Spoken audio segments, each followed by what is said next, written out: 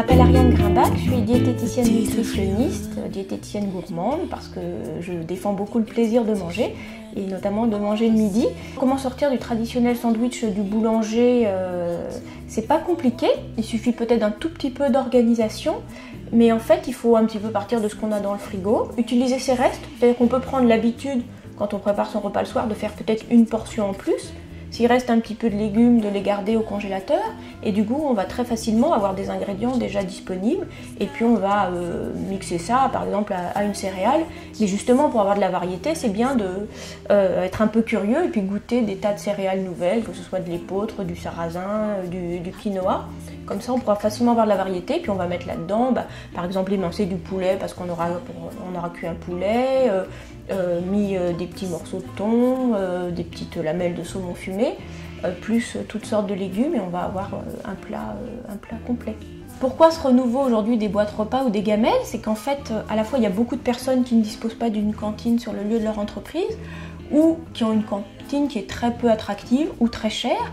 Et il faut savoir que, au prix peut-être d'un tout petit peu d'organisation, se faire son propre repas, ça va être souvent plus agréable d'un point de vue gustatif, ça va être nutritionnellement intéressant parce on saura ce qu'on a mis dedans et on aura pu faire quelque chose d'équilibré et ça va coûter moins cher. Si on dispose d'un micro-ondes, on va faire un déjeuner quasi normal, c'est-à-dire on peut vraiment emporter une portion d'un plat chaud qu'on a mangé chez soi et puis le garder au frais et puis le réchauffer.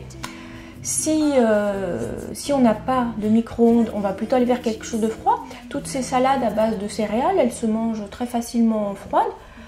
Si on est en hiver et qu'on n'a pas envie d'avoir un plat uniquement froid, on va par exemple prévoir une petite soupe à côté, avoir éventuellement une soupe déshydratée, une soupe miso à laquelle on a juste besoin de rajouter de l'eau chaude. En fait, je vais préparer une recette avec, c'est quelque chose qui est très facile à faire, c'est d'utiliser une céréale ou équivalent. Donc là, en l'occurrence, c'est du quinoa, qui est un mélange de riz, de quinoa et de pois chiches. C'est très bon en termes de goût, de texture. Et puis, je vais le mélanger à plusieurs ingrédients pour qu'il y ait vraiment une variété de goût.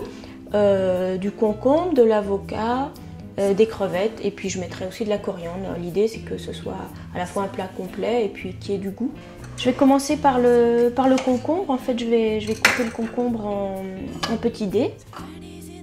Si on n'a pas le courage le soir, on peut préparer ça le matin et pendant que la céréale cuit, on découpe les légumes et c'est vraiment quelque chose qui prend pas beaucoup de temps. Maintenant je vais prendre un petit peu d'avocat. En fait, c'est un petit peu une recette classique, avocat, crevettes, concombre. C'est quelque chose qu'on fait des fois en salade. Et là, on rajoute la céréale et ça fait un repas complet en fait. Dans une salade comme ça, typiquement, on peut mettre des crevettes, on peut mettre du saumon fumé, on peut mettre du saumon cuit, on peut mettre du poulet pour apporter justement cet aliment qui va quand même être le côté un peu nourrissant avec la céréale.